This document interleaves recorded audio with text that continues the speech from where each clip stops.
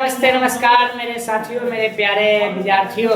मैं भगवान सर संस्कार कोचिंग आर्ट्स क्लासेस के चैनल के माध्यम से आपके लिए लेकर के आया हूँ बहुत ही जबरदस्त धुआंधार सेशन हिंदी का 10वीं क्लास का हिंदी का।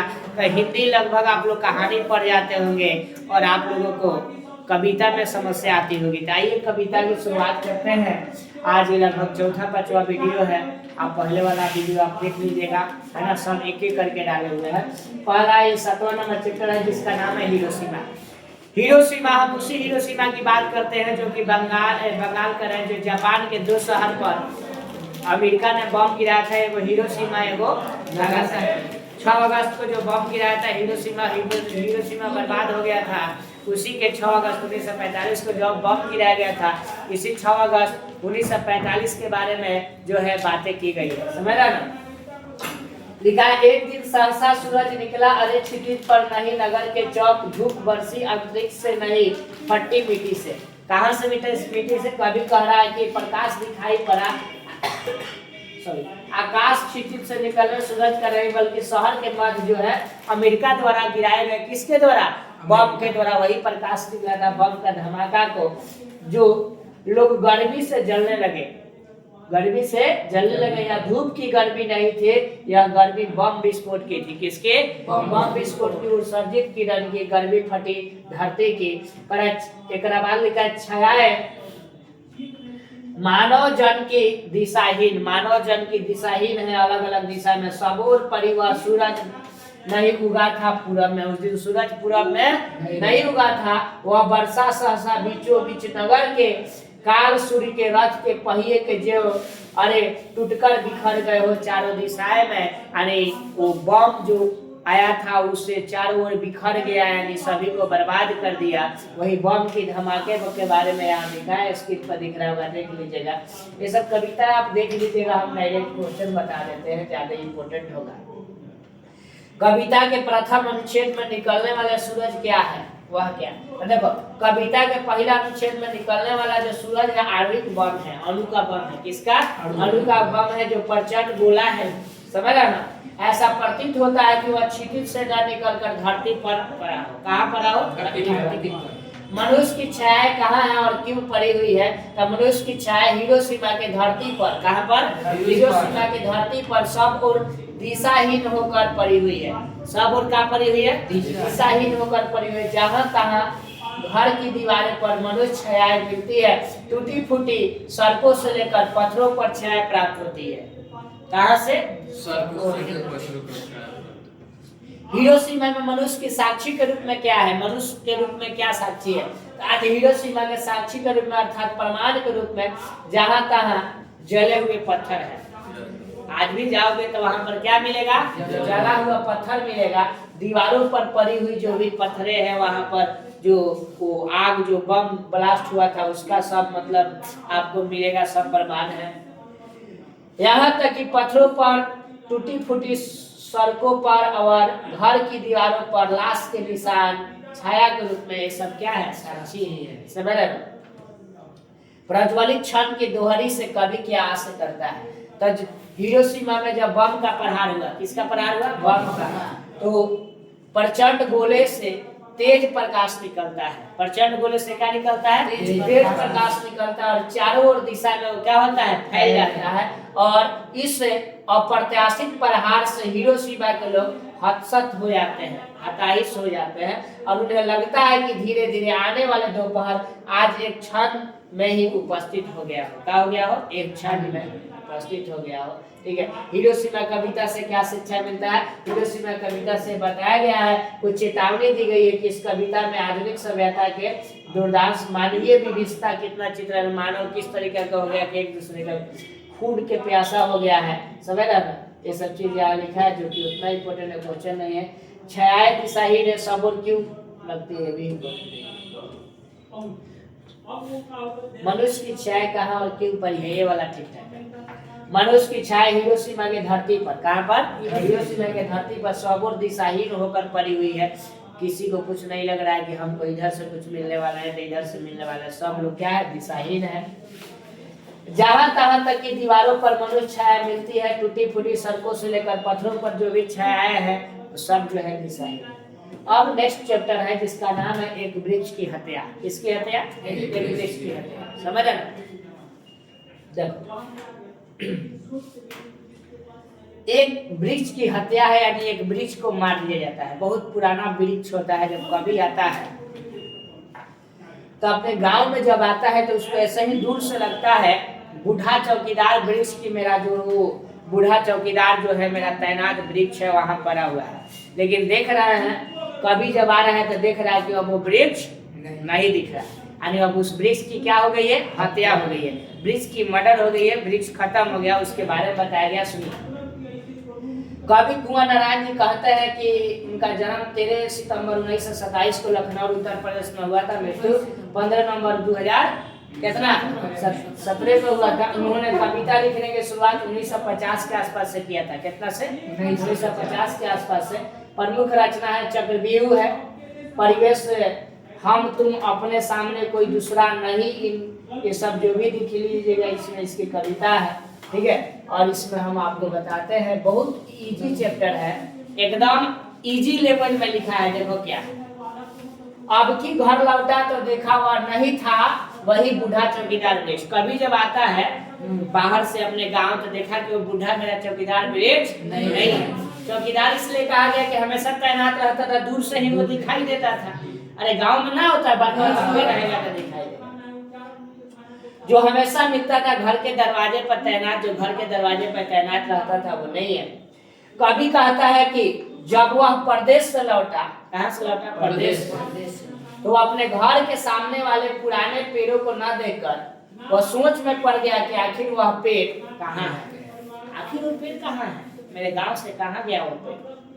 क्योंकि जब घर आया तो उस पेड़ को चौकीदार की तरह जो तैनात रहता था वो यही का मतलब है, लोग पूछ सकता है।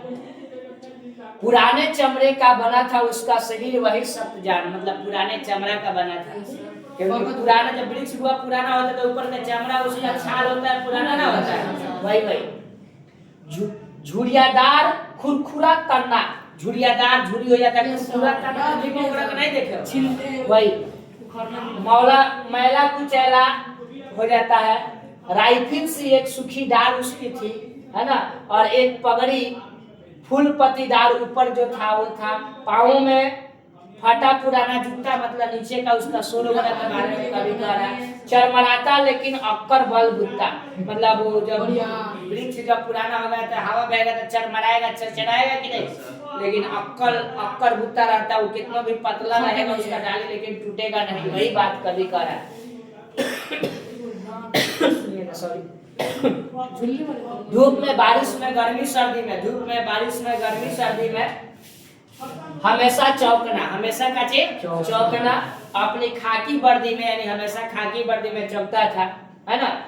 कभी कहता है कि एक बूढ़ा वृक्ष गर्मी सर्दी तथा बरसात में हमेशा चौकीदार की तरह क्या है? खाकी वर्दी में, अर्थात छाल नष्ट होने के कारण हल्के पीले रंग का क्या पड़ा है? दिखाई पड़ रहा है। दूर से ही लड़खड़ाता कौन? वृक्ष कहता कौन? जब कोई आता है तो मतलब ऐसे उसको दूर से ही खड़ा है तो नहीं दिखाई देगा, तो कहता है मैं जवाब देता दोस्त। कभी कह रहा है मैं जवाब क्या देता? दोस्त, मैं तुम्हारा दोस्त हूँ। और पल भर को बैठ जाता वहां पर उसकी ठंडी छांव में। किसकी ठंडी छांव में? वृक्ष की ठंडी छांव में। दरअसल शुरू से ही था हमारे अंदेश में वही एक जानी दुश्मन जो उसको मारा है। कि घर को बचाना है लुटेरों से, शहर को बचाना है नदियों को नाले हो जाने से। ये बागी कभी कह रहा है कि अब हमको घर को कैसे बचाना है? लुटेरों से। शहर को बचाना है नदियों से, नादिरों से नादिर पूछेगा, नादिर। और देश को बचाना है, देश है ना, देश को। देखो कभी कहता है कि घर को बचाना है लुटेरों से, शहर को बचाना है हथियारा। नादिर मतलब क्या हुआ? हथियारा, हथियारों से। देश को बचाना है देश के जो दुश्मन है उनसे, अर्थात घर शहर और देश तभी सुरक्षित होंगे जब एक वृक्ष की रक्षा होगी। किसकी रक्षा होगी? एक वृक्ष की रक्षा। बचाना है नदियों के नाले, मस्ट भी टॉपिक है यहाँ से। जब वृक्ष को काट देगा तो नदी नाला हो जाएगा कि नहीं हो जाएगा? तो बचाना है नदियों को नाला हो जाने से, हवा को धुआं हो जाने से, हवा को क्या होने से? धुआं हो जाने से, खाने को जहर हो जाने से, और बचाना है जंगल को मरुस्थल हो जाने से, बचाना है मनुष्य को जंगल हो जाने से। समझ गए? यानी नदी नाला ना हो जाए, इसके लिए नदी को क्या करना है? बचाना है। हवा को बचाना है कि कहीं धुआं ना हो जाए, है ना? हवा जो बढ़ रहा है धुआं हो जाएगा, जब पेड़ पौधा नहीं रहेगा तो धुआं ना होगा, कार्बन डाइऑक्साइड गैस ज्यादा बढ़ जाएगा, ऑक्सीजन की मात्रा कम होगी। जब ऑक्सीजन की मात्रा कम होगी तो ग्लोबल वार्मिंग बढ़ेगा, गर्मी इतना बढ़ेगा कि हालत खराब हो जाएगा। बात समझ रहा है ना? खाना जहर बन जाएगा, बनेगा कि नहीं हो? पोल्यूशन के कारण, है ना? बचाना है जंगल को मरुस्थल हो जाने से, और बचाना है मनुष्य को जंगल हो जाने से। मनुष्य बिल्कुल जंगल जैसा हो जाएगा, समझ रहा ना? कब? जब वृक्ष नहीं रहेगा। मस्त भी एक चैप्टर था, एकदम एग्जाम में आएगा, एकदम गर्दा उड़ा के लिखे। वृक्ष की हत्या कविता के में एक रूप की रचना है। रूपक क्या है यहाँ, उसका क्या स्वरूप है ना? रूपक एक भाव अभिव्यक्ति की क्या है? विद्या है। इसमें कवि की कल्पना मूर्त रूप से चित्रित की गई है, मूर्त रूप से बताया गया है। यहाँ वृक्ष के महत्ता को रूप देते हुए उसे एक प्रहरी के रूप में दिखाया गया। प्रहरी मतलब पहरेदार, प्रहरी मतलब पहरेदार के रूप में दर्शाया गया है। एक वृक्ष की हत्या कविता विश्व को इस समस्या को उजागर करता है। एक वृक्ष की हत्या पर्यावरण समस्या को उजागर करता है। पर्यावरण से संबंधित समस्या को क्या करता है? वन विनाश के कारण पर्यावरण दूषित हो रहा है, जो अंततः मनुष्य के विनाश का क्या है? कारण है। इसको दर्शाया है। घर, शहर और देश के बाद कभी किन चीजों को बचाने की बात करता है? तो देखिएगा, घर, शहर और देश के बाद कभी नदियों को क्या हो जाने से? नदियों को हवा, भोजन, जंगल और मनुष्य को बचाने की बात करता है। क्योंकि नदियाँ, हवा, अन्न, फल, फूल जीवनदायक है कि नहीं है? इसकी अगर हम रक्षा नहीं करेंगे, अगर इसकी रक्षा नहीं करेंगे तो मनुष्य के स्वास्थ्य पर गड़बड़ प्रभाव पड़ेगा कि नहीं पड़ेगा? पड़ेगा ना। मनुष्य के जीवन पर बहुत ही गड़बड़ प्रभाव पड़ेगा। अगर वृक्ष नहीं रहेगा तो आने वाले कल में हम सभी क्या हो जाएंगे? बर्बाद हो जाएंगे। नेक्स्ट क्वेश्चन है, कवि जो है, कवि को वृक्ष बूढ़ा चौकीदार क्यों लगता है? कवि को वृक्ष बूढ़ा चौकीदार इसलिए लगता है कि कवि जब दूर से आता है तो सबसे पहले उसे कौन दिखाई देता है? सबसे पहले उसे वो वृक्ष दिखाई देता है ना? देता है ना वो, इसलिए वो सब लगता है। देखो लिखा है ना यहाँ पर, जो भी देख लीजिएगा। कविता के शीर्षक में सार्थकता, और ये सार्थकता मतलब अर्थ स्पष्ट करना है। जब इस तरीके के कवि अर्थ आए तो आप लिखिएगा प्रस्तुत पंक्ति हमारे पास्ट पुस्तक, क्या नाम है किताब का? किताब का नाम क्या है? गोधूली भाग के जो चैप्टर होगा एक वृक्ष की हत्या से लिया गया है। अगर लेखक का नाम याद होगा तो लिखिएगा, नहीं याद होगा तो छोड़ दीजिएगा। जिसमें कवि इस पंक्ति के माध्यम से यह कहना चाहता है, और बाद जो लिखा रहेगा उसी को थोड़ा मोड़ा पोस्टमार्टम कर दीजिएगा। समझ रहे हो? आ जाएगा चाहे। यही नहीं लिखा है कि पुराने वृक्ष की चर्चा करते हुए कवि प्रहरी के रूप में यहाँ बताया गया, पहरेदार के रूप में, और वो बताया गया है कि वह एक दिन उसको काट दिया जाता है और काम के चिंतन का मुख्य केंद्र बिंदु काटा हुआ वृक्ष है। उसी को आधार मानकर सभ्यता, मनुष्यता और पर्यावरण क्षय होते हुए भी दुखी होकर के बताया गया कि बहुत दुख की बात है। समझ रहे? एक वृक्ष की हत्या कविता का समापन करते हुए कवि अपने किन अंदेशों का जिक्र करता है? कौन अंदेशा का जिक्र करता है कि वृक्ष की हत्या हो रही है? तो कवि के अंदेशा है कि आज पर्यावरण हमारी जो है प्राचीन सभ्यता, मानवता तक के जानी दुश्मन समाज में क्या हो रहा है? तैयार हो रहा है। जानी दुश्मन तैयार हो रहा है जो पर्यावरण को खत्म कर रहा है। अंदेशा इसलिए करता है क्योंकि आज लोगों की प्रवृत्ति है, क्या है? प्रवृत्ति है कि वृक्षों की काटने की हो गई है। लोग वृक्ष को क्या कर रहा है? काट रहा है। सभ्यता के विपरीत कार्य करने की प्रवृत्ति लोगों को बढ़ रही है। मानवता का ह्रास हो रहा है। धीरे धीरे लोगों के अंदर से मानवता नाम की चीज क्या हो रही है? खत्म हो रही है। समझ रहा ना? इसको ध्यान रखिएगा। वृक्ष और कवि में क्या संवाद होता है? किसमें? वृक्ष में और कवि में क्या चीज बातचीत होता है, क्या संवाद होता है? तो कवि जब अपने घर कहीं बाहर से लौटता था, कहाँ से? बाहर से लौटता था, तो सबसे पहले उसकी नजर घर के आगे जो खड़ा जो बड़ा सा बुढ़ा चौकीदार वृक्ष था उसी पर न पड़ती थी। और कवि को आभास होता था कि मानो, मतलब कल्पना करता था कवि की मानो उसने पूछ रहा है, कौन पूछ रहा है? बूढ़ा चौकीदार पूछ रहा है कि तुम कौन हो? तो कवि क्या जवाब देता है भाई? कि मैं हूँ तुम्हारा दोस्त। समझ रहा? एग्जाम के बाद सब तुम लोग दोस्त हो जाओगे, ठीक है। इसी संवाद के साथ वह उसके निकट बैठकर भविष्य में आने वाली पर्यावरण संबंधित खतरे के बारे में बात करता है कि आज किस तरीके का पर्यावरण में धीरे धीरे खतरा मंडरा रही है, लोग वृक्ष को काट रहे हैं। घर, शहर और देश के बाद कवि किन चीजों को बचाने की बात करता है कविता में? तो घर, शहर, देश के बाद कवि कहता है नदियाँ क्या हो जाएगी? नाला हो जाएगी, हवा प्रदूषित हो जाएगा, वो धुआं हो जाएगा, भोजन, जंगल और मनुष्य को बचाने की बात करता है, क्योंकि नदियाँ, हवा, जल, अन्न, ये सब जो है ये फूल जीवनदायक है, इसकी रक्षा हम नहीं करेंगे तो हमारी स्वास्थ्य क्या हो जाएगी? बिगड़ जाएगी। नेक्स्ट चैप्टर, हमारी नींद। चैप्टर का क्या नाम है? नींद। अभी जो नींद है इसको देखिएगा, क्या नाम है? विवेक खंड। उतना इम्पोर्टेंट नहीं है, लेकिन हमारी नींद के दौरान कुछ जो भी है बढ़ जाता है। का चीज? हमारी नींद के दौरान कुछ बढ़ गया है। पेड़, कुछ शुद्ध पौधे अंकुर में अपने नाम मात्र में कोमल सिंगों से ढकेले की शुरू के बीच की फूली हुई छत भीतर से, इस तरीके का इसमें बताया गया है। क्वेश्चन आपको बताता है, देखो इसमें क्या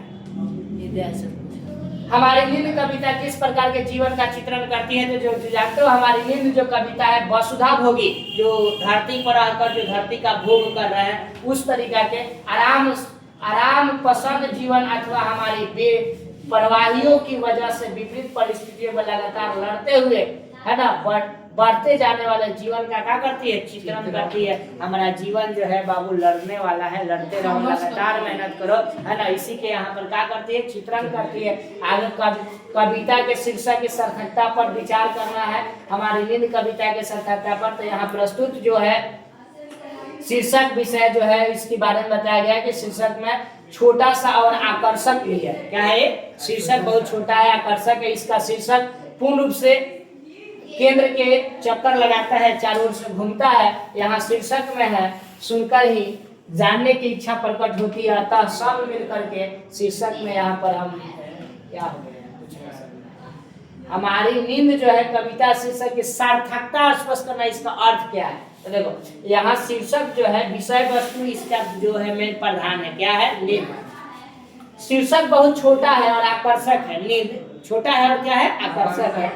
इसका शीर्षक पूर्ण रूप से, जो इसका शीर्षक है वो पूर्ण रूप से केंद्र में चक्कर लगाता है। क्या लगाता है? चक्कर। और यहाँ शीर्षक जो है उसको सुनकर ही जानने की इच्छा प्रकट होती है। सब मिलकर के शीर्षक के सार्थकता स्पष्ट करता है। अच्छा, नींद अच्छा, नींद क्या है? क्या चीज के बारे में बताया गया? ऐसे जानने के अंदर से क्या होती है? इच्छा प्रकट। नेक्स्ट, मक्खी के जीवन चक्र का कवि द्वारा उल्लेख किए जाने का क्या है? इसमें कविता में मक्खी के जीवन चक्र के बारे में बताया गया है कि मक्खी का जीवन चक्र क्या है। सुनो, तो मक्खी के जीवन चक्र का कवि द्वारा उल्लेख किए जाने का आशय है निम्न स्तरीय जीवन। कौन स्तर? निम्न, लो लेवल का जीवन, अर्थात जीवन की संकीर्णता को दर्शाया गया है। किस तरीके का संकीर्ण रूप से जीवन हम लोग जी रहे हैं। सृष्टि में अनेकों जीवन चक्र चलता है, मक्खी का जीवन चक्र केवल सुविधा भोगी और परजीवी जीवन पर बोध करता है। यानी मक्खी जो है दूसरे पर डिपेंड होती है, सुविधा के लिए जीती है, इस तरीका का ये जीवन बताया। ऐसे हमारे धरती पर बहुत सारे लोग हैं जो इस तरीका का जीवन जीते हैं। कवि गरीब बस्ती का क्यों उल्लेख करता है? गरीब बस्ती समझते हो ना, गरीब जो भी बस्ती है उसका आखिर क्यों उल्लेख करता है? तो कवि गरीब बस्ती को उल्लेख के माध्यम से कहता है कि जहाँ के लोग 2 जून रोटी के लिए काफी मशक्कत करते हैं, करने के बाद भी तरसते हैं। क्या करते हैं? तरसते हैं। वहां पर पूजा पाठ, देवी जागरण जैसे महोत्सव के बहाने कुछ स्वार्थी लोग अपने लाभ के लिए गरीब लोगों का भी क्या करते हैं? उपयोग करते हैं। बात समझ रहे ना? बड़का टिक्का चंदन लगाकर कहीं बैठ करके इधर उधर दिस डेट करके इसके बाद जो है इसका करते हैं। समझ रहा? देखो हमारी नींद कविता शीर्षक में कवि ने अत्याचारियों पर जिक्र किया है। क्यों? जो अत्याचारी है ना, उनका क्यों जिक्र किया है? तो यहाँ पर उन अत्याचारी का जिक्र किया है जो हमारी सुविधा भोगी है। क्या है? सुविधा भोगी है, जो धरती का सुविधा ले रहा है लेकिन वो काम नहीं करे, आराम जीवन से जिंदगी जी रहा है, लाभ उठा रहा है। इसमें से कुछ बच्चा शामिल है जो पढ़ता नहीं है, हमारी बेपरवाहियों के बाहर विपरीत परिस्थितियों में लगातार लड़ते हुए, है ना, बढ़ने वाले जीवित नहीं रह पाते हैं, बढ़ेगा वो। और इस अवस्था में अत्याचार करने और बाह्य और आंतरिक सभी साधन जो है जुटा पा रहे, इस तरीके की बात है। मौखिक जीवन क्रम का कवि द्वारा उल्लेख किए जाने का क्या आशय है, ये तो बता दिए थे। इनकार करना भूल जाना। अक्षर ज्ञान, कौन ज्ञान? अक्षर ज्ञान। अक्षर ज्ञान से बहुत ज्यादा क्वेश्चन आता है शुरू में 10वां नंबर। चौखट में नहीं हटता बेटे का क। पूछेगा बेटा जब क लिखता है, इतना बड़ा लिखता है, इतना बड़ा इस तरीका का क लिखता है, इसका जो है चौखट में अब नहीं हटता। देख रहा हूँ ना, छोटा पड़ गया। इसके बाद कबूतर ही है ना, क से कबूतर होता है ना, तो बेटा समझता है कि कबूतर है, कबूतर समझ कर उसको क्या करता है, खुदका देता है। क्या करता है? खुदका देता है। समझ ना, पूछते है क लिखता है बेचा, बेटा क्या समझ कर कबूतर है, उसका क्या होता है, खुदा भी जाता है ना। कह रहा है पंक्ति से उतर जाता है उसका ख। जब ख लिखेगा तो उसका पंक्ति से क्या होता है, नीचे उतर जाता है। खरगोश की मालिन बेचैनी में, मतलब नहीं था ख से खरगोश समझता है, अच्छा खरगोश बनाना है, खरगोश बहुत बेचैनी में भागता है, तो बेचैनी में ख बनाता है, पंक्ति से नीचे क्या होता है, उतर जाता है। गमले सा टूटता हुआ उसका ग कैसे बनाता है, गमले सा टूटता हुआ अपना ग बनाता है, लगता है कि गमला टूट रहा है ना। घरे सा लुढ़कता हुआ घ कैसे बनाता है, जब धारा को ऐसे हैंगा लुढ़का दिया जाएगा, वही को लुढ़कता हुआ जो कि एग्जाम में आएगा। ठीक है, अगर अंग जब आता है ना तब बेटा रुक जाता है, अंग पर आकर थोड़ा थमक जाता, रुकता है, उसे नहीं सूझता है अंग, क्योंकि अंग से कुछ नहीं पढ़े है ना। अब सोचता है कि कैसे बना है ना। और अंग को ड को वह समझता है माँ, अंग के ड जो है ना ये समझता है कि ये मेरी माँ है, और उसके बगल में बिंदु को मानता है कि उसके गोदी में हमेशा है, बैठे हुए हैं गोदी में। समझ रहा ना। तो अंग के जो है ड है ना बेटा, अंग का जो है ड है, जो इस तरीका का जो लिखा गया है, इस तरीका का, इसको वो क्या समझता है, माँ। और इस माँ माँ समझता है कि माँ समझता है, माँ समझता है। और बिंदु को क्या समझता है, इसके गोद में बैठा हुआ बेटा, है ना। याद रखिएगा, ये चीज पूछेगा आपको एग्जाम में। और आगे कह रहा है माँ बेटे साधते नहीं उससे, और उन्हें लिख लेने की अनुरोध कोशिश करता है, मतलब अंग लिखने का, लेकिन लिखाता नहीं है, और उससे है ना आ जाता है आंसू। क्या आता है, आंसू आता है। और पहली विफलता पर छलके आंसू ही, जो पहली विफलता पर उसके आंसू जो बहता है ना, है शायद प्रथमाक्षर। वही जो पहला, जब उसके आंख से आंसू निकलता है, वही है उसका प्रथमाक्षर का मतलब होता है पहला अक्षर। क्या है, पहला अक्षर, है ना। और सृष्टि की विकास कथा के यही है, और इतना इम्पोर्टेंट है ये चैप्टर, जितना बताए उतना ही कम है।